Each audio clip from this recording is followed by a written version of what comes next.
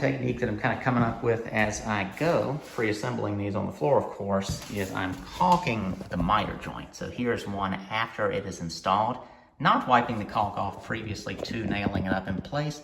And that way, once it's in place and this joint is sort of established at the angles it's going to seat together, that caulk is in the joint already. And I can just massage it around a little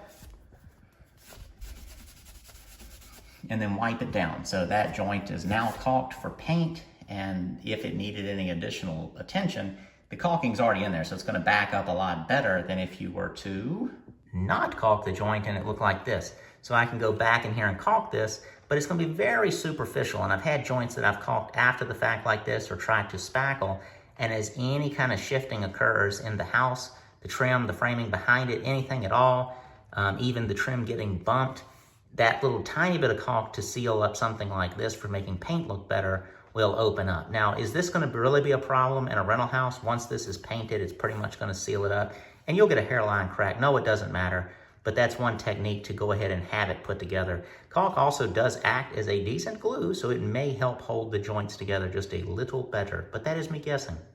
These holes will be spackled. It's another room down. So without filming, this would probably take me 15 minutes.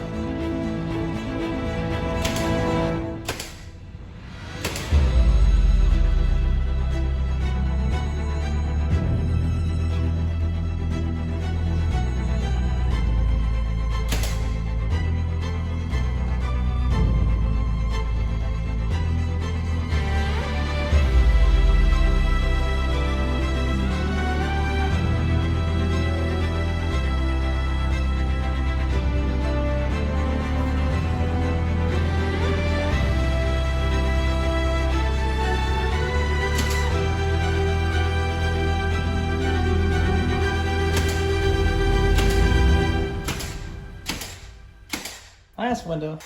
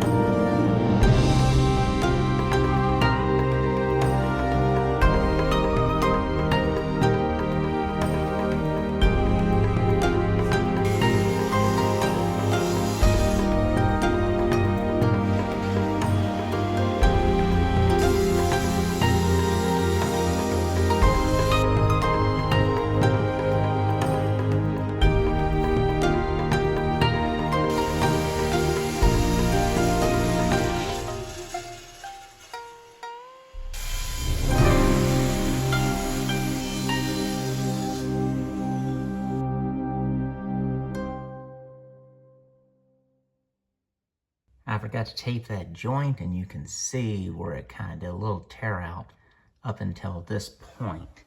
Then when I made the main cut here, I taped that joint. See if it's focused. And you can see the edge of the laminate is very clean. So that's what happens.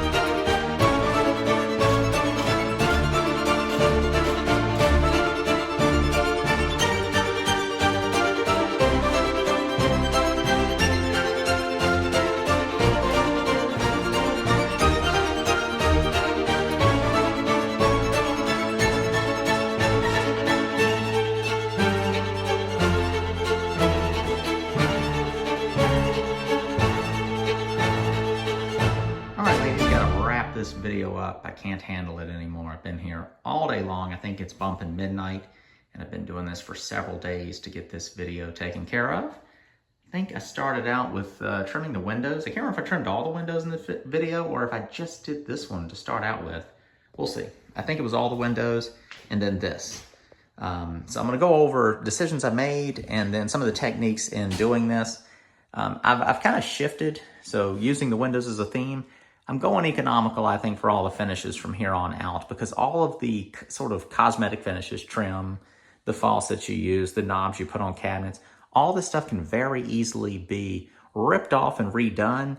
I could just run a little strip around the edges of these windows and it would make them sort of give them a little more dimension if I wanted to, or pull this down and do trim that has multiple elements in it. That would only be if I was going to sell it one day. But as far as a rental goes, 99 to 100% of the people are not going to come in here and not rent this place because it has simple trim work.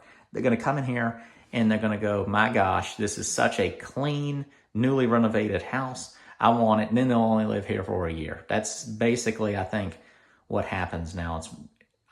Most rental just seems to be very short term. Finding that middle-aged to little old lady that just wants to live by herself for the next 20, 25 years in your rental property, I don't know. She's an elusive creature. I'm waiting for her. But, so what did I do? Got all the countertops cut and in place. That just makes it look so much better to me. Where the countertop meets the wall there, and then here, things are out of square, so you shove the counter up against it. Sometimes it might be wonky, and you might have to actually scribe the cut with, what is it called, a compass? But basically where there's a thing that rides against the wall like this, and then my middle finger, this one, would be a pencil, and you pull it across, and it's going to ride the wall, and then you'll have a line to cut. I just used my track saw and shoved the countertop up in there. It was only out on the front edge, pretty even, so I just cut it off, and it was about 3/8 out of square. So then that goes up tight, the rest of that will be caulked. On the backsplash, where that meets the wall kind of dives in this corner because it's a little proud at this stud that's right here, and it kind of goes like this. So I'm going to have some sort of piece of trim that goes across the backsplash, whatever this piece is called. And I think I'm going to scribe the trim on the edge of a larger board, make that cut, and then rip that piece off the edge of the board to where the front edge of the trim is straight, but then the back edge follows the contour instead of just shoving a skinny piece of trim up there and nailing it to the wall. That would look bad, or caulking the big huge gap. What else did we do construction-wise? When you're cutting countertops, you really want to make sure that the whole countertop is supported really good when you're making your cut. I, of course, use my track saw. You can use a circular saw. Use a sharp blade and tape the top. Cut it from the underside, set to your full depth to where the blade is going into this at as steep of an angle as possible. Don't just set it to barely skim through just because of the angle. This is my thinking, at least. The tape makes a big difference in how clean that edge is. You can see right there where I forgot to do it when I made the cut on the backsplash, and it kind of did a little bit of tear out, but not too bad. Other construction stuff was I did all these filler pieces. There was just some poplar from my sawmill, so all those were just air-dried boards, ran them through the planer, straight-edged it on the track saw, and then measured because all these joints are slightly tapered. So this one's only like a 32nd out of taper. This one was straight. It was 1.25 inches or 1 3/4. This one went from like 1.5 inches to like 2 3/16 at the bottom. And you can see the walls a little off. But all this will get caulked, and then what I'm going to do is I'm going to go back in and roll my paint. Just roll some paint up and down at these points that had that. So this one was like 1.25 inches as well, up to 7/8. And again, caulk and then roll. When I did this one right here, it was a little bit off, and I reused my technique that I used on the miters of my trim, and that is I put caulk on the edge of the board, and then from the inside, when I screwed it on, it squeezes it, and it squeezes the caulk out. Then you wipe the caulk off, and you've got a nice joint that's going to look really good when it gets painted. All right, next. Did this. Just had that little toggle switch blank thing, worked out nice. Went to Lowe's, didn't have one, had to go to Home Depot to get that taken care of. Did the coax faceplate. That's just screwed on there, not actually connected yet. Just did it to where the video would end, kind of clean looking. I think I addressed the trim already. Just going simple. It's a rental. I'm not going to get excited. I can always do better later if I intend on selling this place. The little miniature sink you see here, it's not a bar sink. Don't think that. Here's my gigantic hands. So, you know, my hand's almost the size of a dinner plate. You can imagine a plate's like this. I think it's 22 inches and then whatever normal depth is. And this was on the suggestion of my wife, and it ended up coming with multiple benefits. We had this exact same sink in our last house. I put it in. I have concrete countertops, and then I put this sink in there.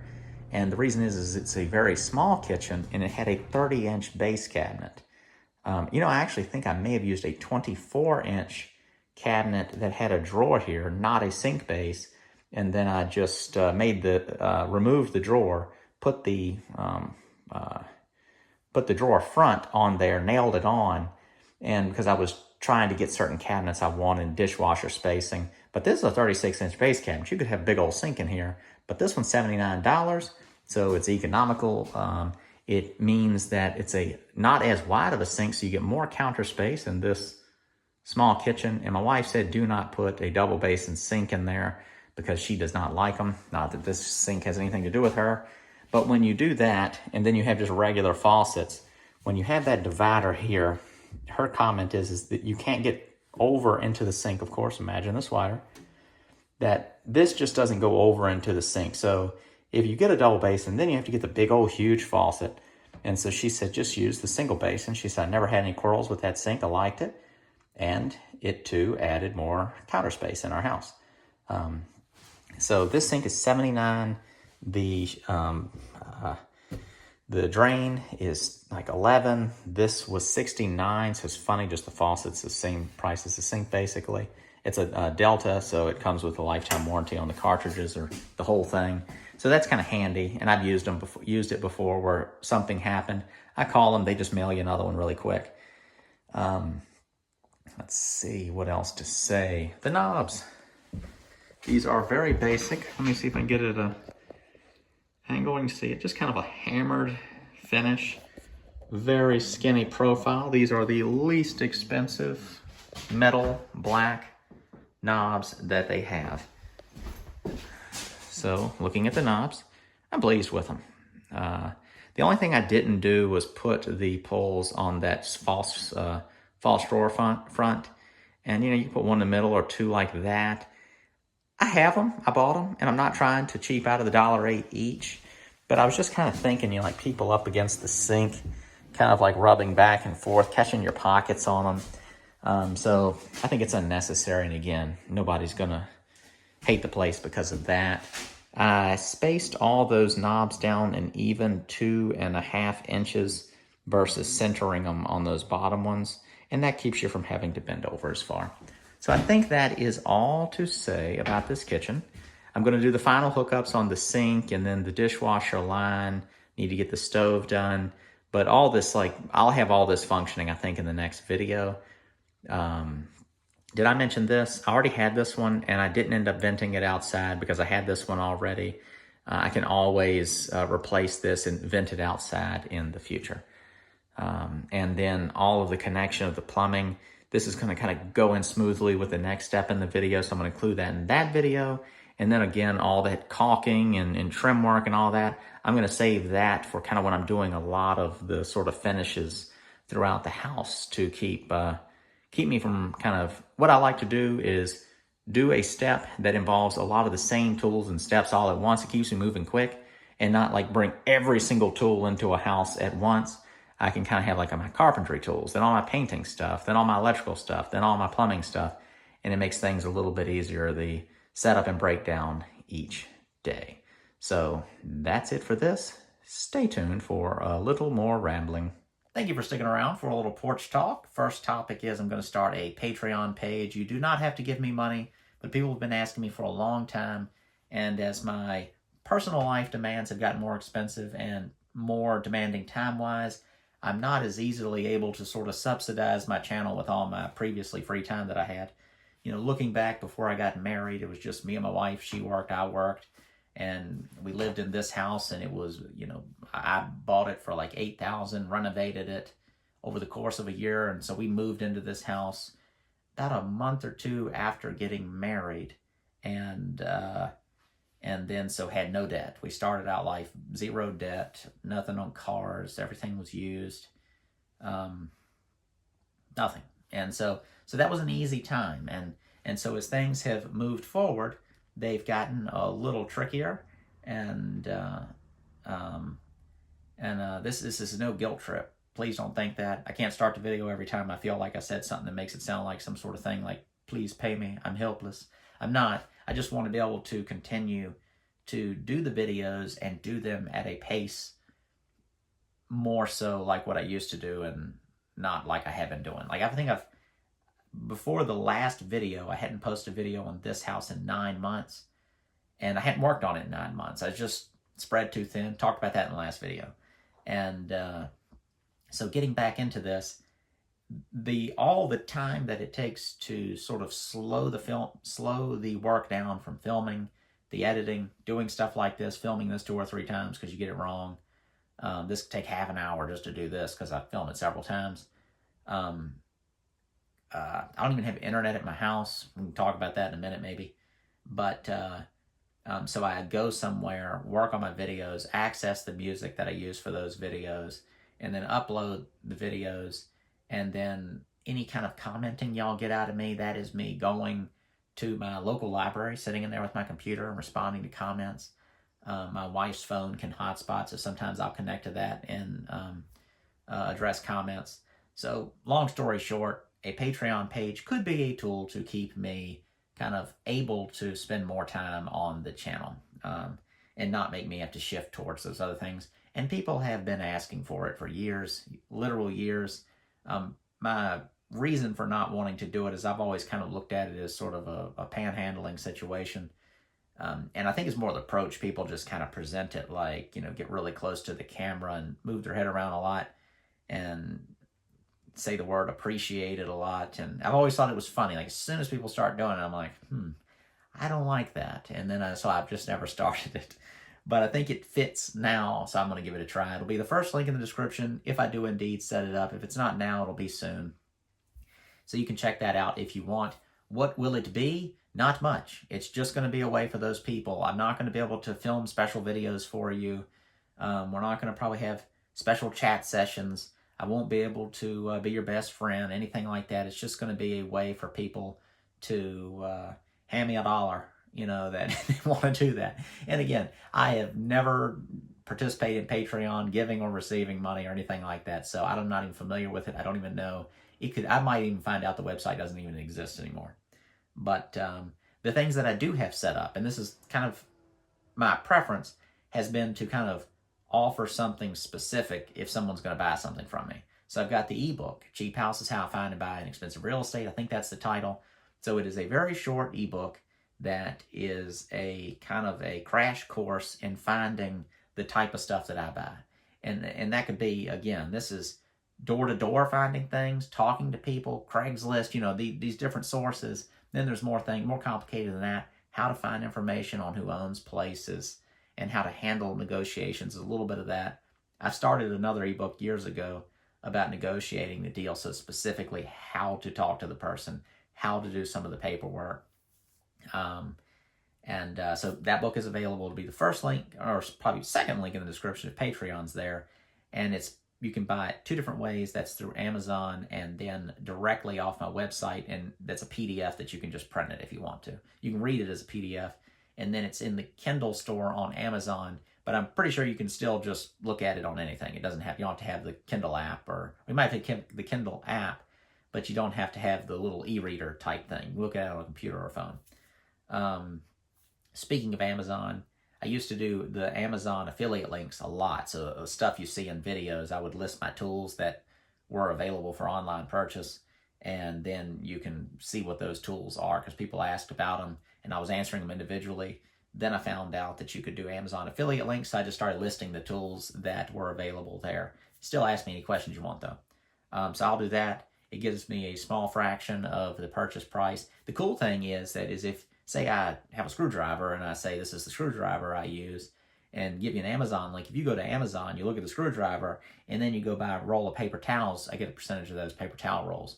The coolest thing that ever happened to me, I'll tell you very quickly and I'll move on, is somebody clicked on one of my Amazon links, and then they went and bought like 15 laptops.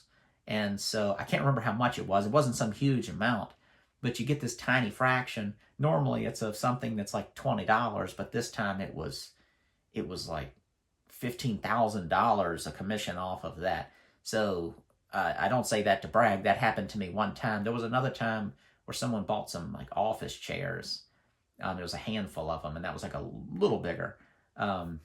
So anything you buy after clicking on that link up to a certain amount of hours, this is how creepy your phone is. It can do all this. But yeah, moving on. I think that's it. Of course, there's the other channel as a whole, the Homestead Craftsman. So if you enjoy my channel, my style, I've got this whole other channel that shows you how to make furniture and other types of projects. Some of it's me out in the woods doing stuff. But I think in this video I show my kitchen island in the kitchen behind me in my house when I was talking about the sink that we have. That kitchen island, I've got an entire video of how to do that, or exactly how I made it with very normal materials. Maybe slightly advanced tools, but very normal materials. There's dimensional lumber from Lowe's, paint from Lowe's, hinges from Lowe's, screws from Lowe's. Everything was from Lowe's except for all the tools that I used you could get through Lowe's, or a tool that would do the equivalent. Moving on. The last video where I talked at the end, I'm kind of pleased of the reaction with people. I don't always want to do this at the end of the video, but again, you don't have to watch it. Video ends, then I do this type of thing. You can tune out. It was really funny because someone still commented on that, which was what I talked about. So it was kind of the proving my point thing. That was funny. There was a few comments that it would have been probably good to remind myself on. We'll skip that. Another thing sometimes people I think will notice is Facebook, Instagram. I don't participate as much in that stuff. And then, so with this Patreon thing, it's not going to be this big additional special thing at first, at least. I'm filming on an iPhone, but this iPhone that I'm filming with is not a cell phone in terms of it doesn't have a cell service on it. This is my phone. I have a flip phone that works very poorly. This flip phone used to hotspot. It does not. It only works on speakerphone. Sometimes when you shut it too hard, it turns off. You have to lay it down very gently or it turns off. It's a $30 phone that I'm being cheap on and not going and buying a new one. But the point is I'm kind of disconnected from things. I don't have internet at my house. I don't have a TV. I don't have a phone. So why do all that? There's a bazillion different reasons. I don't want my kids seeing me staring at a phone all the time. I was looking at it and fooling with it too much. And they're not going to be able to differentiate between me playing games on it and doing all my sort of business side of my YouTube, selling tables, whether it's me checking emails, responding to comments, it all looks the same. And when I'm out places and I see people sitting with their families with their necks, broken down at their phone and their kids are sitting around them, and then a lot of times now the kids have something in their hands, iPads or phones themselves, and it's no hard critique on people, but I don't think that you should be doing it. I mean, it just doesn't look right. I know it is a gut. I don't need it, some long-term study of it to see that it's not a good thing. It's ways for bad ideas to enter your head. It strips you of all your creativity and problem-solving skills. And I saw it having this effect on me. I think it was making me more bored and boring. And I don't want to be that. I don't think people are at their best with a phone. People can talk about productivity and all this type of stuff. My productivity was low. And it was sort of a reminder of a past time. It was like 2010 or 11. I was in an interesting position for about a year, as in like a work type position, out of state, all this type of stuff. And I had a laptop and I was just starting to get interested in YouTube. And I had an online presence, but it wasn't like related to all this stuff. It was kind of a little old school compared to now. And my laptop broke and I didn't have one because I didn't have any money for about a month or two. And it was like a boom in productivity. I thought that I was something else with my computer and trying to start a website, trying to get people to buy stuff from me and have a little presence. and nobody was paying attention to anything, and I was just wasting a bunch of time. And then so I ended up getting so much work done, and I felt happier. And I didn't even realize why it was happening. And of course, I ended up getting a computer again and fell into, I guess, past habits and just same old, same old. But I noticed that happening with my phone. It was such a time sucker. Like even, and it was such simple stuff. I mean, it was everything you can imagine where it was an opinion or a decision being made. I was like, let me look up the Google Images on this and see what other people do. Let me see what other people think about using this product versus that product instead of just making a decision. So my decision making was slower even without the phone. Then the phone would slow it down, and then I would get paralyzed by all the decisions that I could see. And then ultimately there really wasn't that much difference between the two directions. So I didn't like that. The internet is also, you used to be able to have to put effort into seeing things that you shouldn't look at. And then it's just everywhere now. It's just so much on it that I'm just not interested in seeing all the time. You know, you go on Instagram, it used to be kind of interesting. I even liked it, even though I didn't participate in it that much, but I'd post my stuff. I'd see a few things. Now you go on there and it's just, I don't know. It just doesn't feel right for me. And then how things were reframed for me and having children, I'm like, what if my kids were watching me, or what do I want for my kids in the future? And I was like, this isn't it. Also don't want my kids to be like some little weirdos that can't relate to anybody. But if they have to be that to be relatable, I'd rather them be unrelatable to other people. And I don't know. I don't know if we're in a time where there's a shift occurring, but it just doesn't look right to me. And even though I do participate in it with a YouTube channel, I hope that at least that the content that I'm making isn't damaging, and that these types of little talks and the way I kind of conduct myself are helpful. I really mean that. I don't want it to be anything. I don't ever want my stuff to be negative or make anybody feel bad.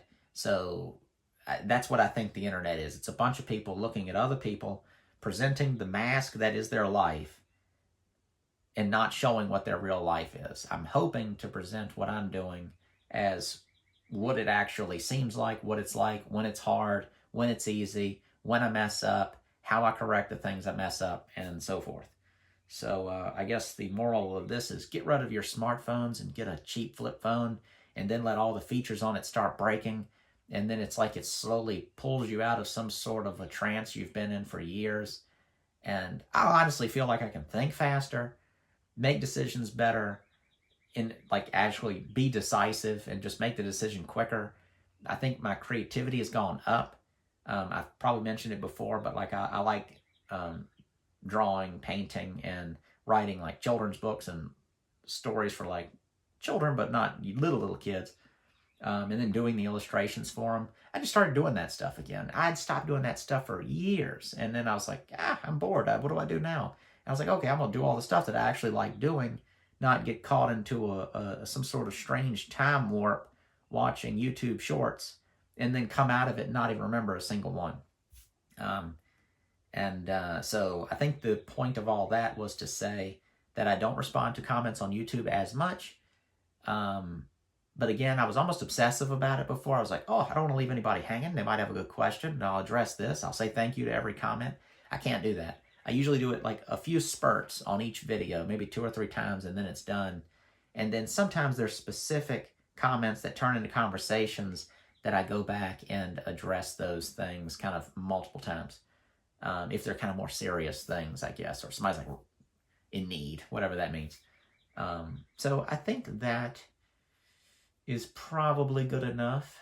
I don't even remember what I talked about now. Check the description. Most of the stuff I was supposed to talk in this video were going to be something about links, mainly touching on the Patreon thing. I think probably for the rest of this house, the videos are going to be kind of on the exciting side of things. Kind of like the early videos are when there's like big stuff happening, like when you're just tearing stuff out. It's dramatic. Then you get to that phase where it's a lot of small details. So it might not look like a huge change, but I think in this video, to me, the kitchen was transformed big time in my head. The idea that the windows are trimmed now is a major thing in my head. Next up, I mean, some of the things that are going to be done are, I'm not saying the next video. I've kind of got an idea what I'm doing in the next video, but I could go two different directions. But you got the bathroom and the kitchen, the floors in the kitchen, this little sun porch on the side. All that could basically be kind of finished up at this point because the heavy construction stuff is done in those rooms. So then you get in with baseboards, caulking, and it could just be a pretty tight little functional area of the house. The bedrooms are basically done. There needs to be some caulking of trim and stuff, but they're done other than the floors. The upstairs bathroom is a lot of work there. The tiling and, tiling, floors, trim, vanity, lighting. That'll take me a little time, but that'll be a great video, I think, to have that go from this raw bathroom to what it will be when it's done. And then there's stuff on the outside. The big thing is now that I've got to this is the type of stuff that's going to slow me down. It's going to take me off of a weak pace, is I can do all this small stuff and I can kind of cash flow that, but I'm going to have the heat pump coming up. That's going to be $5,000 or $6,000 that I don't have. And so I've got to figure that out. And then there's going to be some gutters. So I need someone to come do the gutters on the house and then the aluminum. So when I say that, I mean, like, here's a window. That aluminum wrapping, all this right here has to be done. None of that's been done on this house or that house. So I think that's it. This has been like 17 or 18 minutes I saw when I turned the camera just then. I apologize for that. And I don't say that. I mean, I don't really apologize for it. I can delete it if I really don't want it. But it's just the way it goes. Sometimes I do these and then I'm like, that was way too long, and I refilm it and it's longer. Or I'll refilm it and I get confused because I just said so much, and then in the next one I thought I already said it, but that was in the last take, so I just have to go with it. Tune in, tune out, watch it in multiple parts. Sometimes when the types of channels that I like that are sort of like mine, what I do is I will watch the part that I need to watch, and then I'll listen to the part that I can listen to without watching it. So that is one technique. But if you're still watching this, you don't need any techniques. So I think that's it. Once again, truly do greatly appreciate all your time you spend watching these videos. Thank you all for hanging in there. Get a lot of comments on that about been waiting around for your videos, been watching for 5 years. You get all those types of comments. So, it's a big deal. Of course, I want some new viewers. I'll tell you one thing that's weird about YouTube. Since someone didn't fuss at me. Someone told me I can't talk about the coronavirus and whine about it anymore. But the coronavirus itself, the virus didn't make any decisions. It's just a thing that exists. Other people made decisions related to the virus existing, and then things happened from there. And just because that sort of time is over doesn't mean the kind of repercussions of that time don't march forward. And for me, where that march forward is it disrupted several different areas of income for me, and then those things just didn't recover. So even though the price of a piece of OSB went from 10 to 45 and back down to 20, it cost $10 more than it did when I was making 4 times as much money as I am now. So that type of thing is a big deal. Again, I'm not whining. I'm just saying that, when you get punched in the face, the only bad moment isn't right when the fist hits you. It hurts for a while. And so I'm still kind of recovering. With that said, I'm just now sort of starting to put in the effort to recover from it. I kind of was able to coast for a while because of past decisions. And but now I'm, in recovery mode. And I don't know why I mentioned that now. It doesn't matter. Talking too much. Thank you all for watching. See you in the next one.